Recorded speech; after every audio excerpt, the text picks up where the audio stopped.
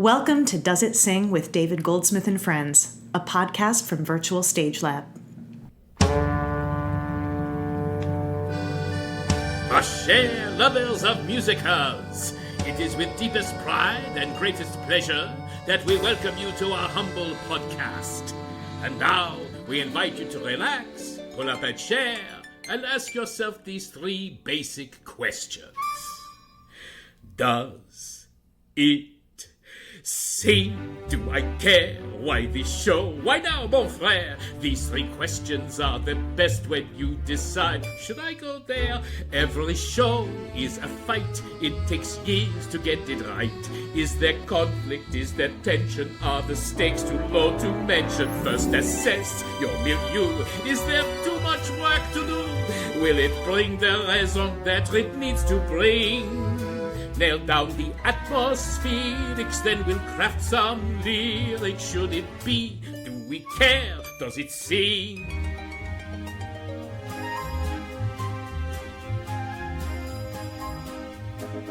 Okay, welcome back. Welcome back to Does It Sing? We're going to get into part 2 of my incredible interview with Alexandra Silber from last week. There is great juice and tea. I'm really excited to bring it to you.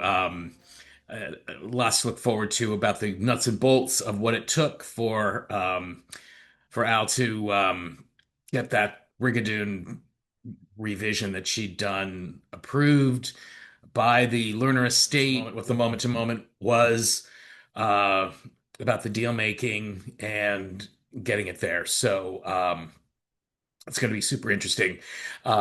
And then we get into the conversations about her favorite. What's happening with my hair? With her favorite lyrics from not only Brigadoon but also what she's brought in for the My Favorite Sings part of the program, and then a discussion about her work as a director, 5 Women at an Airport, which actually brings me to my next little amuse-bouche before we get into part 2 of the interview, and we'll get to very soon. I've been getting some feedback, and thank you, listener, or two, for your feedback. And the theme that I'm getting is we want some more about how to write a song for a musical. And that's why I'm here. I am an educator. I'm a teacher. You can find my classes online at theaterwriting.com. By the way, if you're a regular listener to the podcast, please like and subscribe to this podcast and on YouTube, on the YouTube channel, David Goldsmith Lyrics. Find me and subscribe. And part of what I do is take a song and break it down. A song that I think is a good one, and then a song that you bring in and you think is a good one. And then the third phase is you write a song and we work on it together and make it good.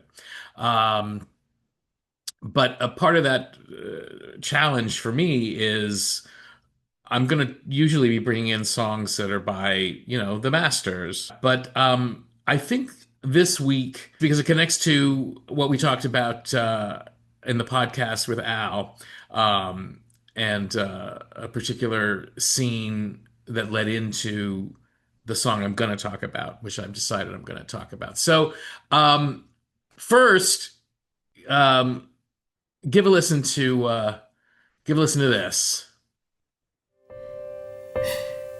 I made choices in my life. I guess everybody does. I made choices in my life.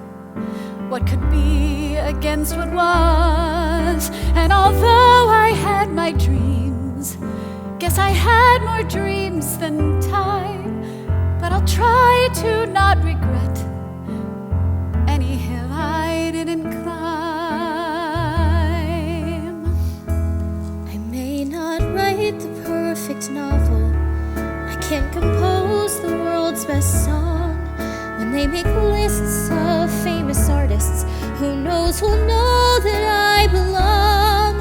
And if I wake no Sunday morning to read my rave New York review, though I won't paint a Mona Lisa, I've got a masterpiece from you.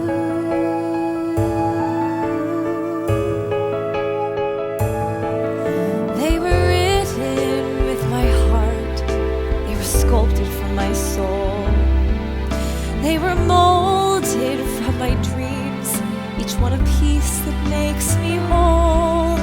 And the songs of their first cries made my sweetest symphony. It's unfinished, but I know they're the best there is of me. I won't win fame or any prizes, no place my name will be enshrined. I won't be honored at the Oscars, no great idea to leave behind. I may have made $1 million, but love was richer than we knew. Time was my only real investment. Now I've got a masterpiece, not just one masterpiece of you. I'm not saying what will never be, never be. Never has, never still to be tried. I just know it will forever be, the real things I can point to with pride, with so much pride. And though my life is far from perfect, the legacy's mine, my work of art. I'll give it passion and commitment. I'll keep alive my battered heart. I thought success had been denied me. That didn't turn out to be true. I put my life onto each canvas, and look, a masterpiece, each one a masterpiece.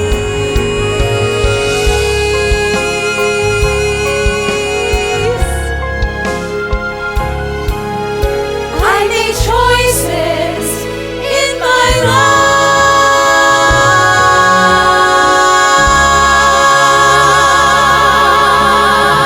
life. So that song, Masterpiece is the name of it, has been through many iterations over the long gestating period of this show. It originally started, the show did, at the New York Music Theater Festival in 2006. So it's been almost 20 years that the show in some form has been bouncing around. And it started as a show called Having It Almost, and this song, Masterpiece, was in it. Then it became a show called Having It All, and this song was in it in a different form. And now it's in Five Women in an Airport in a very different format, part of which was reshaped by the work that Al Silber did on the project. So songs can go through, obviously, a lot of permutations depending on what's happening in the story and the narrative in the book and the needs of the moment. This song is a song that really came out of, there was the moment in the show when the lead of the five, they're all, it's an ensemble show, but where the character who is a mother of two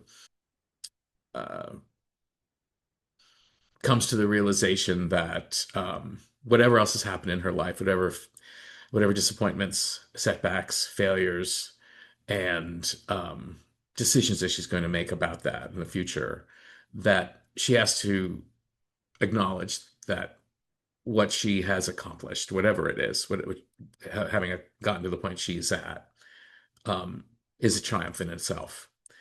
And I was writing this show with Wendy Perlman, and there was a lot of autobiographical detail about Wendy's career at that time uh, that we poured into the show.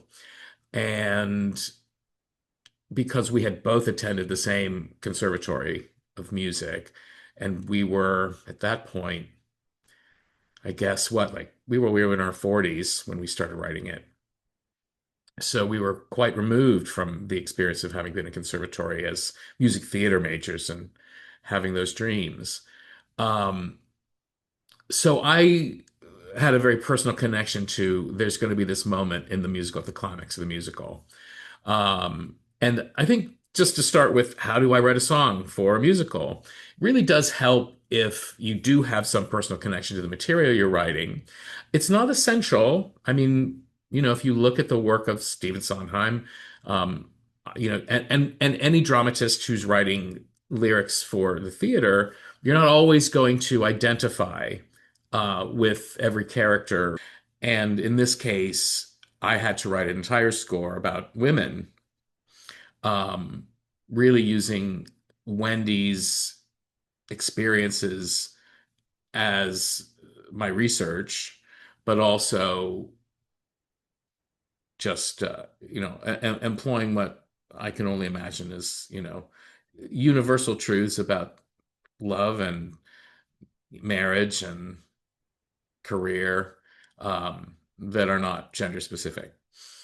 But when I sat down to write Masterpiece, and I think this is really important, every line, I remember I was working on a show with Harvey Fierstein, and he would say you have to bleed on every page, every line. I think that's great, and I think that's true. And that said, the hundreds of songs I've written for like Disney and and Strawberry Shortcake, a lot of the songs for Strawberry Shortcake were about friendship, love, and gardens. And you're not going to bleed about friendship, love, and gardens. Um, Not every time, because they're all about it. Um, I write songs about how friendship is kind of like the love of a garden, or how gardening is like the love that you put into a friendship, or how love is like a friendship that grows into a garden. And that was basically about 100 songs on those topics. Um, a lot of permutations if you really think about it. But this one, I did bleed on every page. I mean, I did bleed on every line. I will never forget the experience. Taking all of the pain that I had about where I was in my life and my career into every one of those lines. It's helpful. Um, and, I, I used the experience of, in 2000, 2004, 2005, if you recall, this was, for those of you old enough to recall, this was in initial years right after 9/11, which were a turning point in the country and a turning point in the lives of those who lived through it. I was a father. Um, I was single, um, raising a daughter who at that time was 11, so 12, 13, 14 when I was writing that song and the initial period of this show. Um, and what I wrote about this character, this woman who was contemplating having an affair on the other side of the country and leaving her kids, which really was the subject of the scene. I remember being so low in my life at that time that I said, and I put this into the play, I said, you can't just get rid of it, meaning to the character who was pregnant and considering having an abortion. You can't just get rid of it, because then you never get to watch them grow up, and you won't want to miss that. So when I sat down to write this song, I remember just the first line just came from my heart. And I think what you want to do is you want to say what you want to say as simply as possible. Ultimately, you want to say it in the voice of the character. If the voice of the character is compatible with yours, obviously that makes it a little easier. So I wrote down the line, I made choices in my life.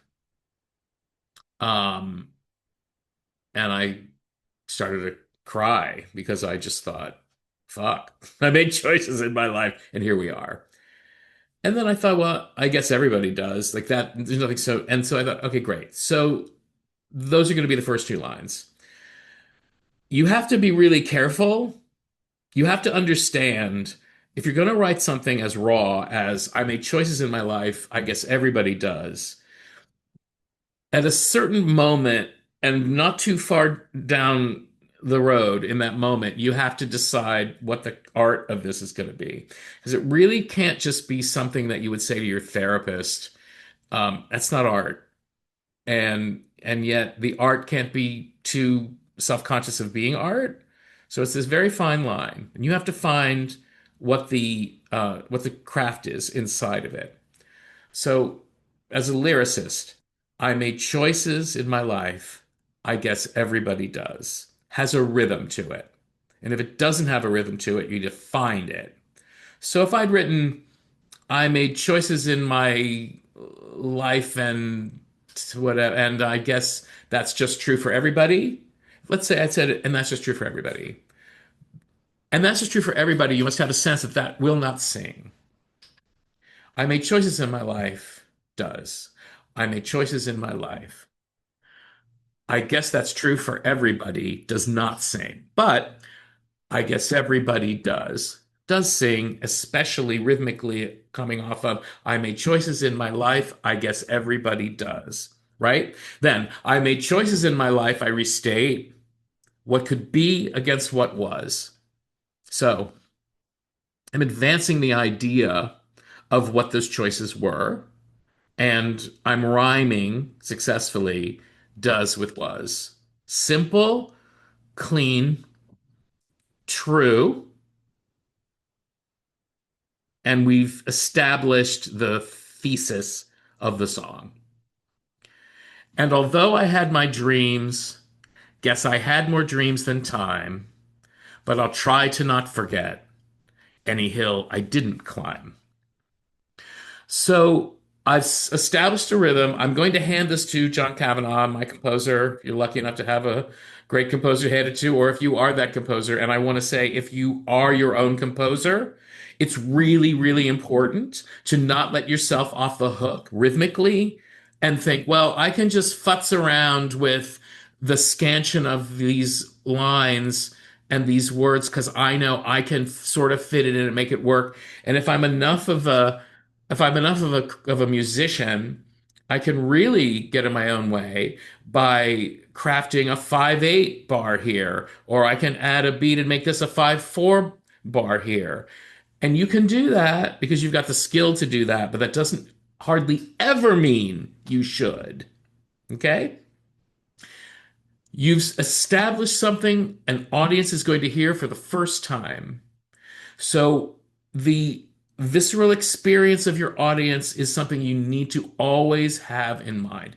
Not to pander to them, not to just make them comfortable. You want to make them uncomfortable, but you need to make them uncomfortable out of a context that you set up where they are comfortable and they feel safe and protected and understood. And then you stretch from there. But you don't bombard them with because then you're just being lazy, frankly. And it's actually worse if you're using your musicianship skills to be lazy. Because what's difficult is honing it down and making it have craft, making it have structure, making it have order.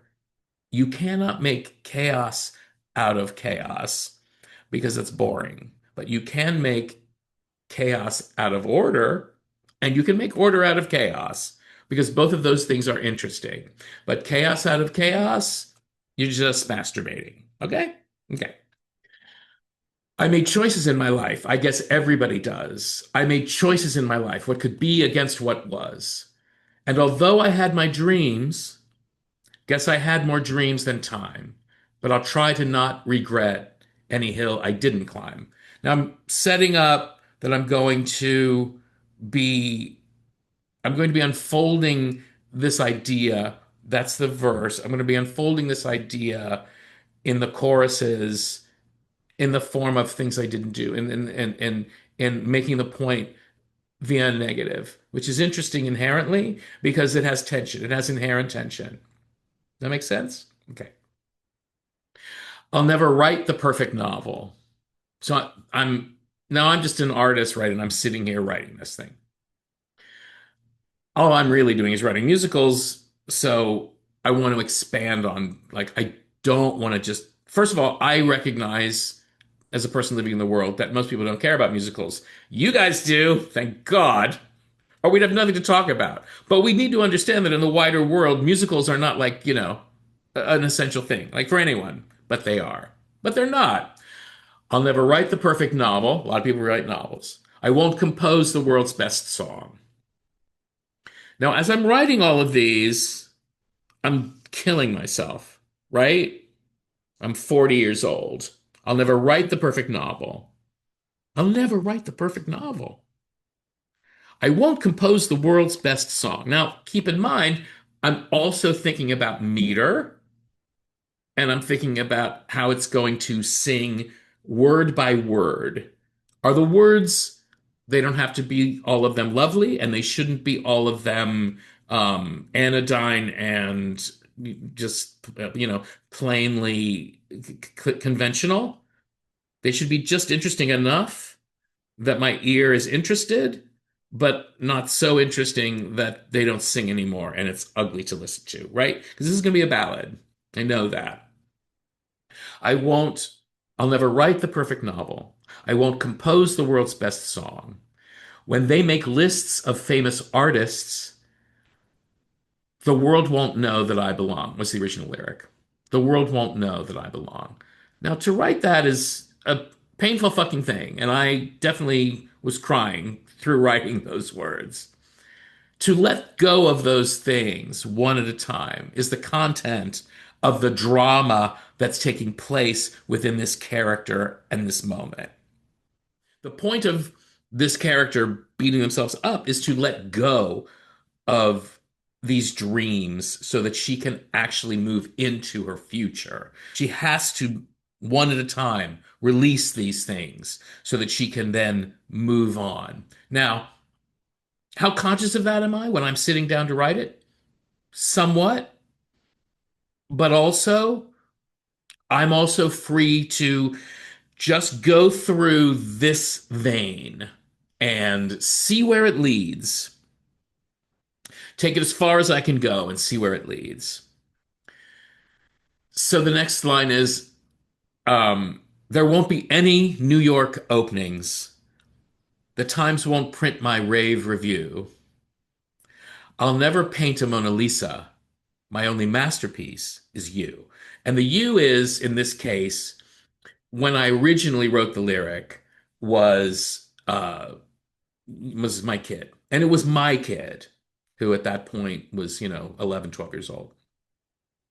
Now, it has morphed and evolved over the years it became two kids, and then as we expanded it outward, it became each one of the women had their own thing they could point to that was their masterpiece, that was the result of their life and their journey, that was not necessarily attached to what they thought their dreams were going to be, but actually had become their lives that they could celebrate.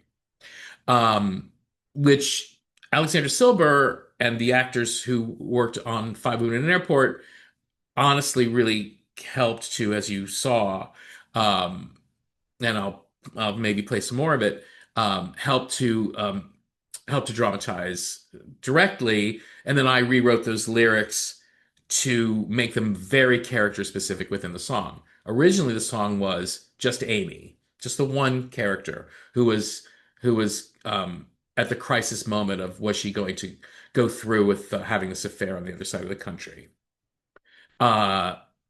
but I made it very clear when I was writing it, my orientation to writing it was I'm writing it about me and my daughter, period. And then we'll see where we take it from there.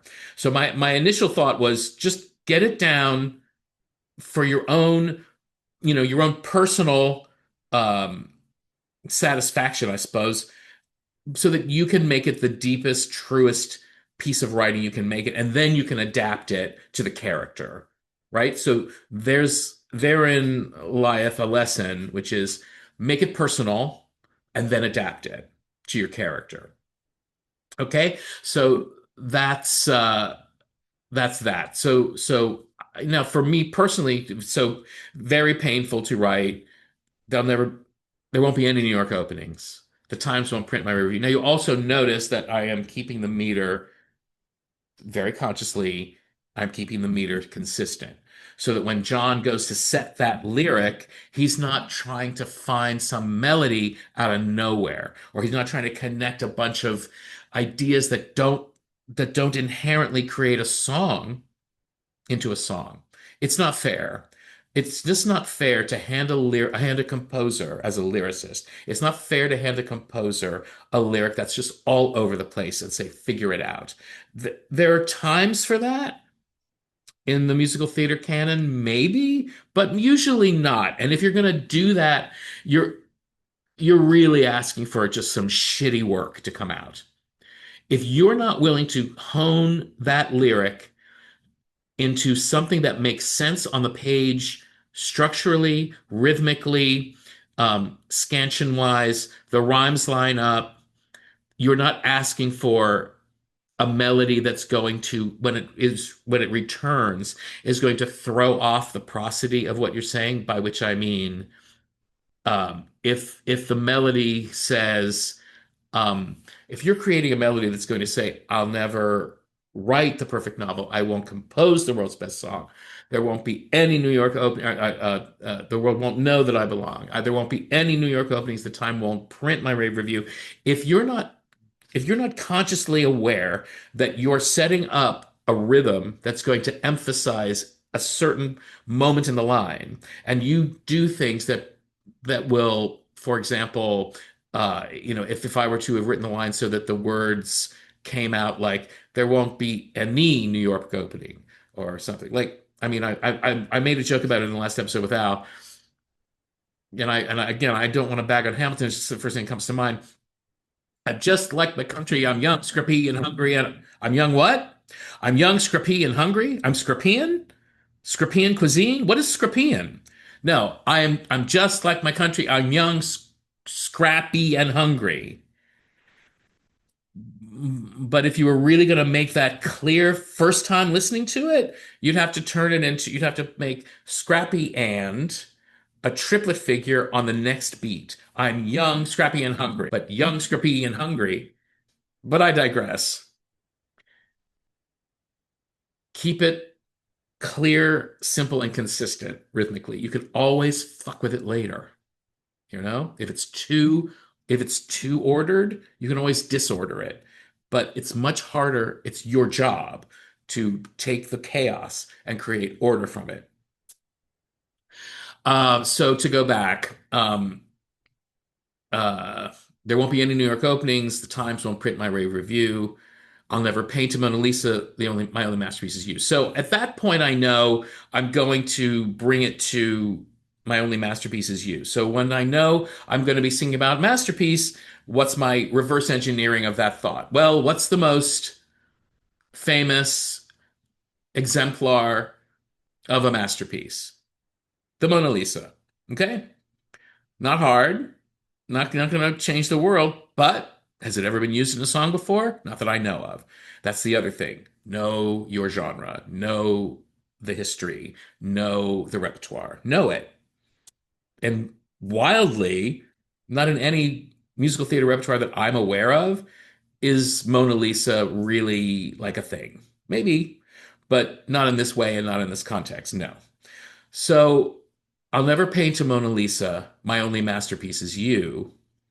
Keeping the rhythm and the scansion consistent was a great way to close out that chorus, right? So now I've got my verse chorus. Um, I've got the basic structure of the song in place.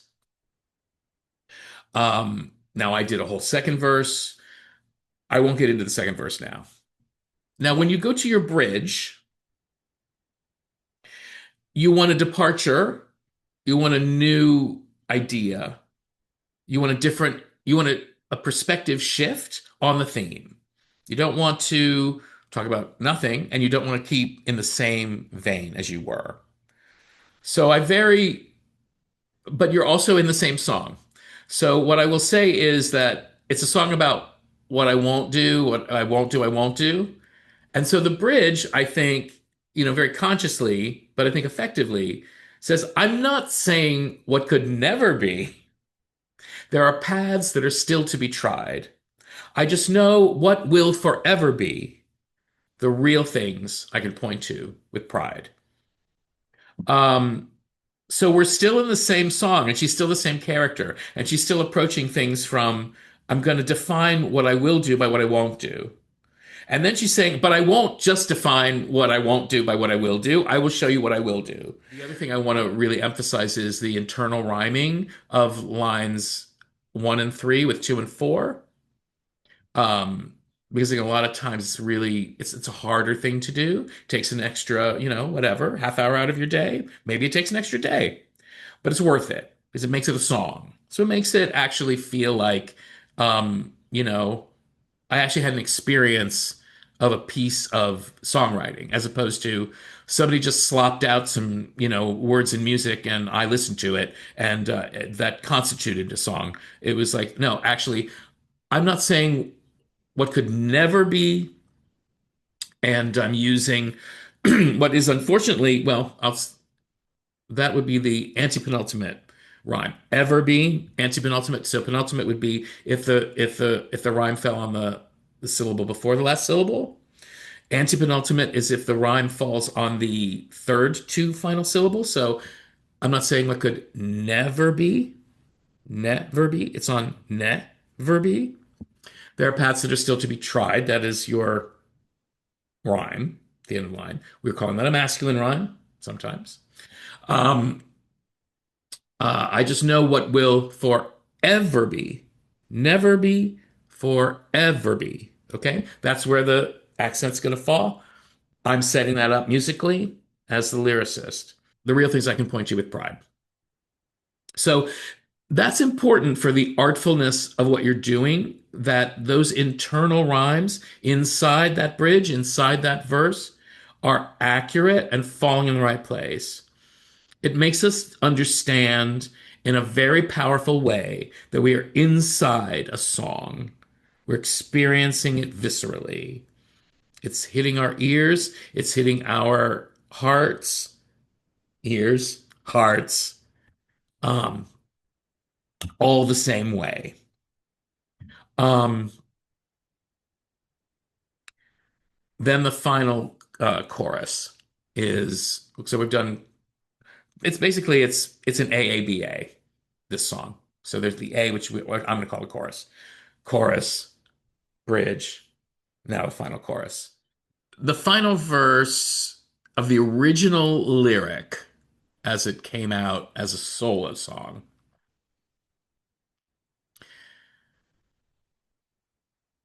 came out of the bridge. And it was a restatement of the final line of the bridge with so much pride. And though my life is far from perfect, same character, a character who's using negatives to prove positives. And though my life is far from perfect, and I'm going to go to the lyric I finally settled on after 20 years because it's my favorite. The legacy's mine, my work of art, keeping with the masterpiece theme. Yeah? I'll give it passion and commitment. I'll keep alive my battered heart. Honestly, probably the most raw line of lyrics I've written in my entire life. I'll keep alive my battered heart. Now, I'm gonna say this. It's not great to do the thing that I did, which is I'm reversing clauses. Sondheim really, really rags on lyricists for reversing clauses. And if I was ever lucky enough for him to look at one of my lyrics, he would absolutely criticize me for this one. And that's fine. Um, for me, the poetry of it, the sort of heightened speech of it, is appropriate to the emotion being expressed. So I love it, and hopefully you do too. Um, rather than what my point is, if I was just saying it, which is generally the gold standard of how you should do this, you should approach lyrics like, if I wouldn't say it that way, I probably wouldn't sing it that way. At the same time, understanding that I'm singing everything in rhyme and rhythm and prosody and structure, but still to reverse a clause and not say, I'll keep my battered heart alive, and to say, I'll keep alive my battered heart. No one ever really says, I'll keep alive my battered heart. But for me, in this moment, at the climax of this song, they would absolutely sing that. And then we go to the final four lines. Um, I thought success had been denied me. That didn't turn out to be true. I put my life onto your canvas, onto each canvas it became later. And now my masterpiece is you. So the last four lines of the song are taking the overall metaphorical theme, a masterpiece. And by the way, it is very helpful to have a metaphorical idea in a song like this. Pick one, find one. Um, I was very happy to have found masterpiece as the overarching metaphorical frame for this idea, and then make sure you land back on it at the end. So I know we're landing. So you're landing this plane, this song, um, by having developed your idea across every conceivable angle that you can find. Hopefully, not in a way that just lists them, which is not terrible. Um, and there is some listing in Masterpiece, but it does develop beyond that.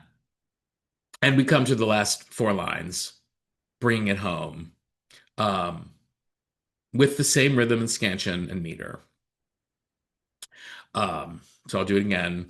Um, I thought success had been denied me, which is what the whole thing is about. So we get to the end of the song singing about all the things that didn't happen, all the successes that didn't happen. But in the act of singing the song, she comes to realize at the end that what she thought was not true.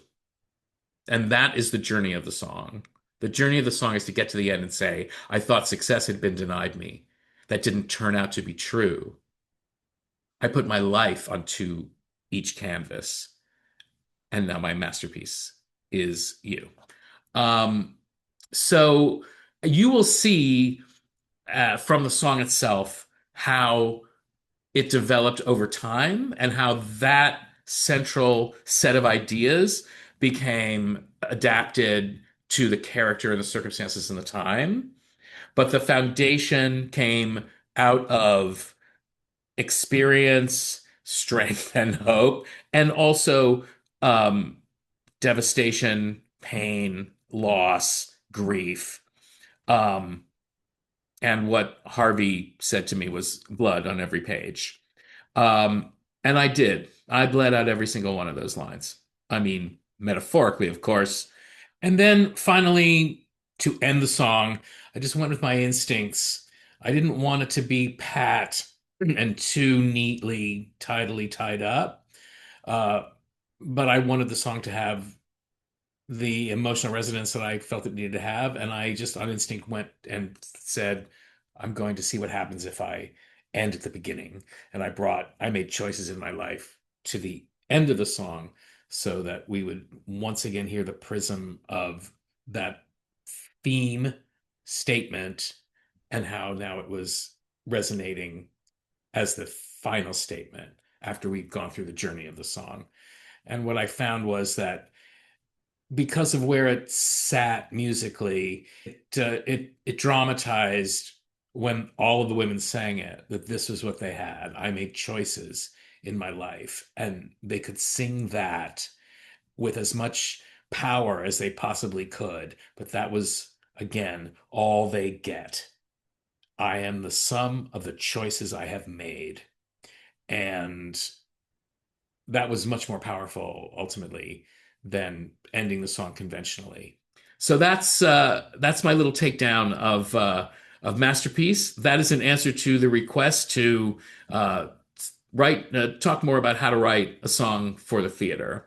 There'll be more conversations about that as we go through future episodes. So hopefully you enjoyed that.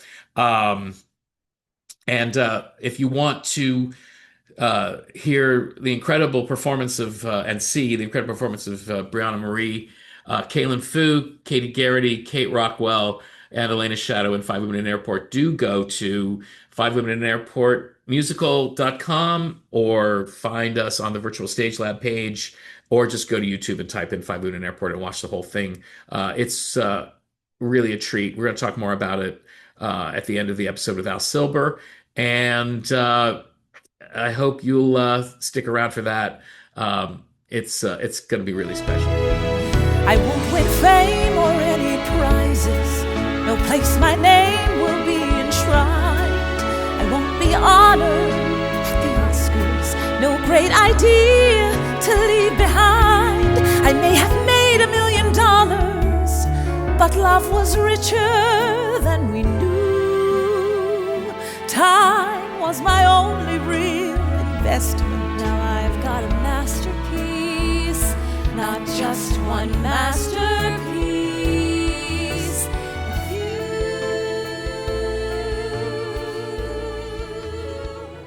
I'm not saying what could never be. So let's go back. Okay. So you have your four things. Mhm. Now have you physically written this down, or is this all just in your head right now in your pitch? So in my pitch, I've written some of it down. I always write out a pitch. I highly recommend everyone doing it, by the way. I think it's really, I will say, no, truly, because one, I do think it aids the I just want to see, right?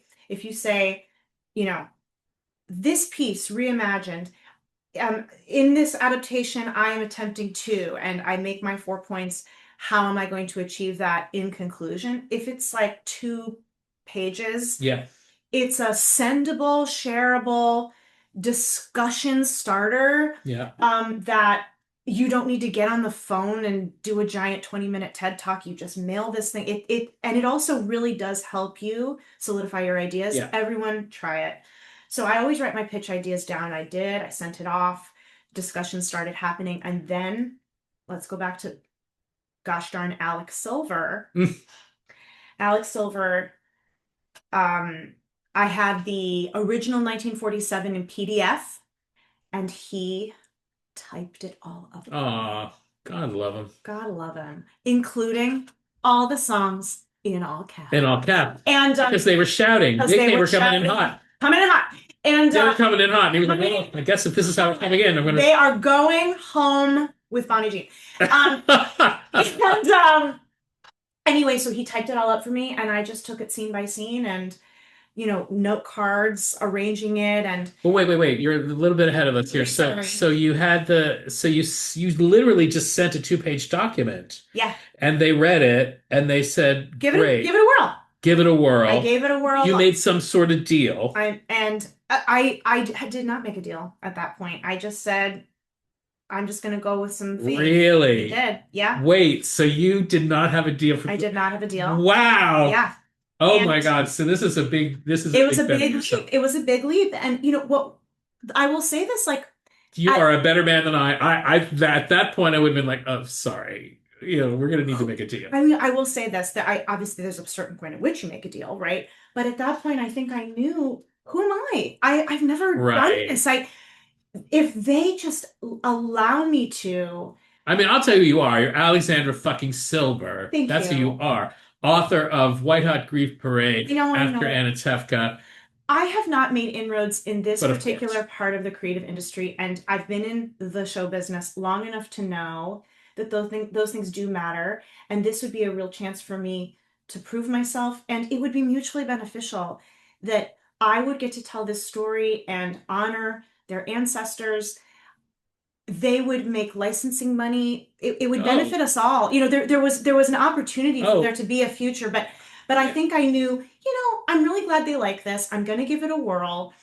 And if they like my first draft, then we'll talk. Okay. Right? So you pushed back deal making to actually writing on spec the first. So I was not only like rewriting it, I was learning how to rewrite a musical. Well, the other thing I will say, just from a practical standpoint, what that does do, if you really believe in yourself, it's really noisy. It is a little noisy. Sorry, everybody. That's all right. Okay. That's my bad. No, it's not. It's the chair's bad. Yeah, but I provided the chair, so you can blame me. What it does do, though, if you're willing to take that leap, is then you've delivered a first draft. At which point, if they buy a script on spec, the value of that sale should exponentially be higher than were you to make a what would be called a step deal from the beginning, right? And you're getting paid for treatment, and then you're getting paid again for a first draft, and you're getting paid. So I'm assuming that, at least from your manager's standpoint, that would be the way to strategize that. Yeah, and I will say that I think the other thing that was beneficial in this particular relationship is once I had created something that deeply touched and moved people and that we all really were excited about and believed in, I knew I was bringing something of value. I knew they valued it, and their offer to me reflected how much they valued it, rather than doing it cart horse. And what actually felt amazing about it was the deal that they came back with, communicated through deal points how much they believed in it. Well, it's a beautiful way to proceed. No, that right? is. Because you go like, other than them just, you know what I'm saying? I do think there's something really quite pure about it, and oh yeah. So that was the point at which that happened, and then I will say, there really there are only 3 drafts, and they're incredibly they really. They're not majorly different draft by draft. So unprecedented. That's really something. So you deliver the first draft, and then at that point they are like, okay, great. We have some thoughts, and here they are, and we did notes, and I did do some rewrites and some rearranging and some this, that, and the other. And another thing I really wanted, and I wanted this for the Low Estate, of course, as well, was I really wanted to see if there was a way to incorporate every scrap of music. And I wanted to talk to you about really. I really wanted to talk, and I do, and we are going to talk about that. We're going to talk about that right after this pause. Does It Sing with David Goldsmith and Friends? We'll be right back. And we're back! Okay, so before we get into the songs, and I really want to have a quick conversation about the songs. Yeah. So at the point at which you're getting notes from them, when does the deal come? Before the second draft? I'm hoping you didn't do a second draft with no deal. I did a second draft with the notion that a deal would be following it. Okay. So you commenced work on the second draft. I would sort of call the between first and second draft a handshake moment. Okay. Right. And then paperwork followed the second draft. Yeah. Okay. And then after the second draft, and then at some point it is memorialized that this is the new Lerner Estate approved book for Brigadoon. Is that how did that come about? It's different, and I think that's an important distinction, actually. Like, it's because I can't tell you how much I've learned, but let me say this: like, the difference between scripts existing and scripts being licensable is pretty major, and I don't think I really fully grasped that, right? So there have been many adaptations of Brigadoon between 1947 and now, and one of them right now is actually happening at in London, and obviously the one that happened in Chicago, and some of these have been tremendous steps forward, etc. But for whatever reason, they were not versions that were licensable by Music Theatre International, which is sort of the it's not sort of, it is the place where you license musicals to produce them. And what that means for our listeners, just to clear that up, is like every time you do a musical, from community theater to high school to Music Man Junior to whatever, to Broadway productions, you need to go to the licensor to say, we would like to obtain the license to do this show. And based on audience size, ticket price, location, level of production, the license costs X in relation to those things. And then, they send you all the scripts in a big packet like you used to get when you were in high school. Yeah. And for plays, that's, Samuel French and dramatists, and MTI tends to be the one that we do it for. Are you plugging? Look at these. Dramatist Play Service. Dramatist Play Service. I remember. Wait, I'm doing another one. Isn't he so talented? Wait. I'm doing a third one. 3 plays. There are roles for you in these plays. I know, I can't wait to play them. Okay, go. To me, by the way, as a little kid, like, I always trawled who was on that first page, who was in that original cast. And I can't. Oh, yeah. I can't believe. Sometimes I look at them. Here you are. Anyway, it's crazy. Gonna be you. Crazy. So, what I'll say though is, and then when that licensing comes through, everybody creatively involved in it gets a percentage of that, and that's how people make money from licensing. So it's like sort of a version of, book sales or movie streams or, whatever. It's a similar type of business. So what has been the case in certain instances is, like, you want to do Oklahoma, you call Music Theater International, you license it, and the Rodgers and Hammerstein Estate approve it, and yes, your performance in wherever can do the production. Everyone gets their licensing fees, the production goes on, huzzah. Yeah. There are a couple of scripts that have multiple versions. I think the probably two most, of the most notoriety are Merrily We Roll Along. Of course. And Cabaret. So there is a 1968 version of Cabaret, right? Right. And very rarely do people do it, and very rarely does MTI send it. If you want it, you have to specially request it, because there is an assumption that the creatives have all sort of decided that the 1998 Sam Mendes revival from the Donmar Warehouse that transferred to Broadway, put Alan Cumming on the map, is the version that most people want to do. Right. And so that is the version that gets sent out. It's sort of the same with the 1993 off-Broadway revival of Merrily We Roll Along. Yeah. George Firth rewrote it. Yeah. But that was a notoriously dangerous script for many decades, until that 90s version kind of had a bit of perspective about how to fix it. Yeah. And it is the script that was utilized for the last Broadway and West End revival by Maria Friedman. So that is the script that gets sent. And I think the difference here is, all things going forward well, I think that is the intention here. And that, I mean, I don't even know how to talk about how much of an honor that is. So, of course.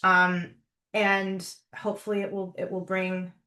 How do they memorialize that? How do they say, this is the approved one, this is the one we want? Is there a letter that goes out to the licensors? I think there is some official, I will say that isn't between, that actually doesn't happen with me, right? Of course. I think that is between the Estates and Music Theater International. And everybody at MTI has been so great too, been so supportive and excited. And what's so amazing is people really do have an emotional relationship to this story. Score and film. Interesting. And so many people have done it, and I think a lot of people are really excited and hungry to see it made manifest. So, well, I'll be there. You'll be there. I'll be there in Pasadena. There's no way I'm missing it. No way. Let me see. Is there anything else that we have to cover on Brigadoon before we go into what I'm going to be asking every one of my guests on Does It Sing? I love it. I don't think so. I hope to see you all there. Please, follow along, ask me anything. And I think one of the other things I will say, just as a closer, is it really does ultimately, end of the day, what greater contribution can any of us have than to live forever this way, right? Like, we're all just links in a That's only going to get more acute as you get older. yeah. Trust me on that. And I feel like I have a responsibility to Brigadoon, of course. I have a responsibility to the living, thriving Lerner family and the Low Estate. But I feel a responsibility to honor as best I can. And I do think this comes from having lost my dad. To honor the creation of the people who can't speak for themselves anymore. Yeah. And that I have respect, utmost respect for what they made. And I just want more people to be moved by it. Amen. Okay, so Okay, is this like lightning round? yeah, it is. Oh my God. But it's going to start with Brigadoon, so Okay. because it's a Brigadoon theme. Of course, this podcast is the son of my favorite sings. Indeed. So the podcast. So what was your favorite? And I'm going to say, what's your favorite lyric from Brigadoon? From And let's talk about it. Let's get nerdy about your favorite lyric from Brigadoon. Okay, I wasn't prepared for this. I was prepared to tell you my favorite Oh, lyric. we're going to do that one too. Okay. My favorite lyric from Brigadoon is... Okay, I mean, I have a comic answer and then I have a serious Okay, answer. sure, you can have two. Okay, my comic answer is from my mother's wedding day. Okay, Next go. song. She says, "It was a sight beyond compare.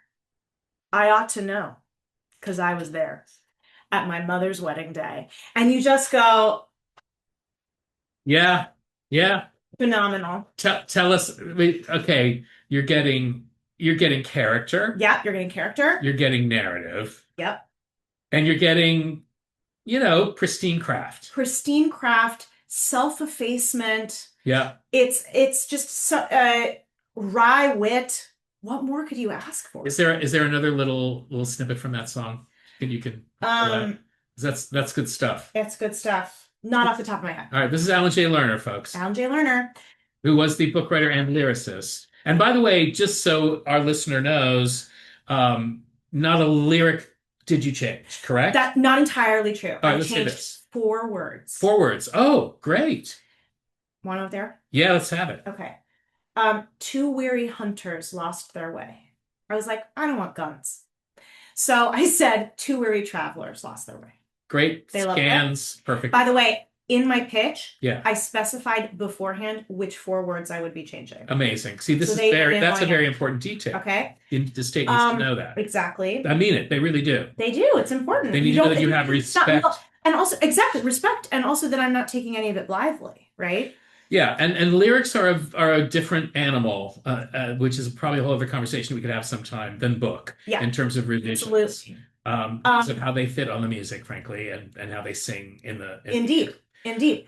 Second. Yes. Meg, at the very... So she sings an entire song, which, again, I've turned into a bit of a folk song, right? So it's not as autobiographical, but it's like, is it autobiographical? Right. Called The Real Love of My Life. Love that. And I know it's so good. And it's a series of, she's like, and here's another dating misadventure, and here's another dating misadventure, but that's okay. I will find the real love of my life. So the very last words of the song originally are, so I'm still looking to be a wife and find the real love of my life. Right. And I changed it to, because my Meg doesn't care about that. Yeah. She goes, so I'm not looking to be a wife. I found the real love of my life, referring to herself. Yeah. Love it. And they loved that. Then I changed the order of when my mother's wedding day occurs. Right. So in the original, it occurs at the top of Act 2. It's kind of like, it serves a little bit of like, oh, horrible things happened. And it's sort of like the farmer and the cowman. Right. And like up tempo in Act 2. Yeah. Right. So it serves as that. And I thought, no, let's just make it a rousing wedding song where like the Kaylee band is here and we're going to have it. So instead of, now, if you think this wedding day went just a wee amiss, I will tell you about a wedding far more daft than this. So I changed that to, So if you think this wedding day was just a bit of bliss, I will tell you about a wedding far more daft than this. And it happened sort of simultaneously, and the tragedy hasn't occurred yet. Love it. And then finally is a cut that I have restored. My suggestion is that it's restored instrumentally, but I didn't feel that it served our heroine. Oh my God, the most unbelievable lyrics follow it, and beautiful, beautiful music. Before Tommy and Fiona part forever and she disappears into the mists, she says, "Didn't you know, Tommy, that you're all I'm living for? So how can you go, Tommy, when I'll need you more and more?" And I couldn't keep it because my Fiona had already made clear that that was not who she was, and that she actually understood why he was leaving. Yeah. And it's absolutely gorgeous melody, but I don't think that sentiment has retained with the version of the heroine I wrote. So we're not sure what instrument it will be, but the melody will be present. Yeah. And the rest of the song remains the same, but that's it. Those are the four Love changes. it. Bravo. Yeah. All right. Okay. What's next? So that's the Brigadoon section. Okay. Bravo. Really, everything about that is just electrifying for me. So let's have. Thank you for asking. By the way, you're my first interview about it. You're welcome. You're welcome, Pasadena Playhouse. So what now? What? Now tell me your favorite sing otherwise is in real life, which I would ask any of my guests. Go for it. Let's have one from musical theater. I have a comic answer and a serious answer. Oh, here we go. Let's start with the serious answer because the last one is so good. Okay. Let's have it. So I wouldn't be me if I didn't quote Sheldon Harnick, Sure. one of our greatest lyricists. Let's get nerdy. It is from my beloved Fiddler. Over 1,100 performances of that show, and I still have a goal to do, so, okay? Yeah, you do. And then after that, a Yenta. Yenta. And then after that, The Dead People.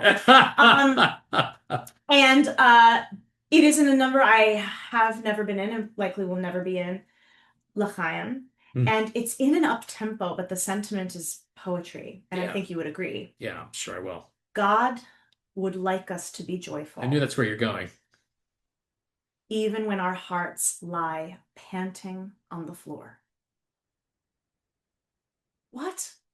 How did he... there was just something that Sheldon could do. Talking about Does It Sing, right? Sure. And it shows too, there's something about it that in this joyful song, and also, by the way, it's echo. How much more can we be joyful when there's really something to be joyful for is poetry, right? Yep. But I think what it does is, yes, it sings, do we care? Of course. And finally, it displays a level, it displays a character of not only these men, but this town, community, people, faith. Yeah. Of constantly dancing on the line of obliteration and resilience, of tragedy and joy. Yeah. That a line that serious, that sounds like it should be in an aria, is in an up-tempo. It's art. It's art. Okay. And then my comic answer. I can't argue the point. No. Go. I'm gonna act it out. Let's have it. What a prize! What a joy! Mrs. Hook's little baby boy! Okay, Peter Pan. Oh my God. And that would be, is that Carolyn Lee? That's Carolyn Lee. Oh, the great Carolyn Lee. Amazing. Captain Hook's song. It is. Captain Hook's. Let's just say it again. Yeah. What a prize. What a joy. Mrs. Hook's little baby boy. Yeah. I also can we just go back a couple things? Sure. J.M. Barrie. This is a J.M. Barrie question. Okay. J.M. Barrie. Yeah. So you're telling me. Yeah, it's not likely. That James Hook, Yeah. born with two hands, I assume. I mean, sure.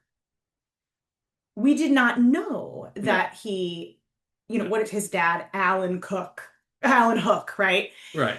Didn't know that a crocodile was going to eat his severed hand as I an had no adult. idea. And Well, then is this an official name change? Is this like a Social Security? yeah. maybe witness protection. I don't know, but I have follow-up questions. It does. I have questions. I have questions. But yeah, what a prize, what a joy, Mrs. Hook's little baby boy. I sometimes will just sing Mrs. Hook's little baby boy around the house as like a just like a little B12 shot jolt of energy Sure. and inspiration. And man, could she write a lyric. Yeah, she was that score is another one. Ooh, so good. There's some good stuff. There's some really good stuff. And I again like it being amusing is its I don't need to tell you this, is its own art form and It has currency. it has currency. And I just the distinction too between artful comedy and low cleverness is people can see through it. Well, yeah, and you're not pitching me any false rhymes or No. bad prosody. No, No, you're just not. no. That's not what stuck with you. And hungry. I'm not doing I mean, like, there's nothing when you're hungry. Scrappy-a. There's nothing like some scrappy scrappy and hungry. cuisine. Yeah, some scrappy and cuisine. Thank you for asking all these wonderful questions. Oh my The God, opportunity Al to Silber. talk. Thank you. So let's just plug a couple of things. So we have a new Instagram site at the very least, Second Act Studios. I have started a little space online where I'm sort of talking to burnt out creatives, meaning basically I'm talking to myself And me. and you. Yeah. We're the audience. At Second Act Studio, second.act.studio. And it might be for you. Check it out. No, it's beautiful stuff and really helpful. I'm glad. Yeah, I thought, I think we definitely live in a productivity culture, and I know that I've given a lot of tips about just try it, just try it, just try it. Here, can I just say one thing to listeners, viewers about productivity is that rest is a part of it. Anyone that exercises will tell you that. And I think the metaphor I would like to use is that of a bow and arrow. If you have ambitions to shoot an arrow this way, it is imperative that you pull back. You Yep. must. You cannot gain any, like physics has told us, if you don't pull back, which is about going inward, which is about listening, which is about research, which is about rigor and hard work, which is about radical rest. We can't produce anything. We're not machines. We are beings. And I just feel that this site speaks to that. It's a beautiful, helpful, well rendered Thank you. a piece of work on the internet. And then finally, I just want to say thank you again. It's been about a year ago now that you made your directorial debut, directing Five Women at an Airport. Which experience. Anything you want to say about that real quick before? I mean, I had an instinct that you would This was kill your it. aha. Yeah, and you really fucking killed it. Thank you. He said to me, he goes, all I care about is that what did you say? You're like, that you have time management skills and Yep. that you honor the work. And I was I like, don't know that you know the show really well. Like, you know the show as well as I do. I was like, Yeah. I mean, the thing that was so funny is you know the show as well as I do. I was like, David, that's not the show you wrote. You wrote this show. Yeah. And No, and there then was so you many actually moments really like that. helped me shape it into something that was. You got to tell them what you did. Oh, well, this is again. This is how collaborative you are, and Well. how much I endeavored to earn your trust and clearly had in this moment. But tell them it was so good. All right, if I must, must. because I trust you and respect you so much as an artist, as an actor, and as a writer, and especially as a writer in the case of this particular moment, you had arrived at a spot in the show that needed some extra love and sensitivity, as a as a show about five women being written by a man and a woman, but in this instant primarily by a scene written by me. And you said, I need to take this into a room with these five women, with these actors, to work out how we actually can accomplish what you want. And I just handed you my computer and said, go. He handed me his computer. Which is not something I have done in my long career before, but I handed it to you because I trusted that you would come back out of the room having honored what was there and having made what needed to be better. Oh my goodness, we did. And You really did. it was so beautiful and such an incredible experience. And not only what you wrote, the work of those women and every single technical person involved in it. It's a triumph. And sometimes I will watch bits of it and I'm like, I can't believe I was involved in this. No, you did that. You did that. Please stream it. And anybody out there that needs 5 powerhouse roles, it is highly producible. We would love to come. The whole cast would do a road trip to come see you. Well, I mean, it's really castable wherever you are. I mean, exactly. And I just want to say, I do make a cameo. I am Carol, the loudspeaker. By the way, you are Carol. You are Carol, the loudspeaker. This is an off-camera role. Off-camera role. Until the final credits, then I give a little. There is a little Easter egg at the end. But if your production needs a Carol, sure. Well, I mean, we can lend out the recordings. We could.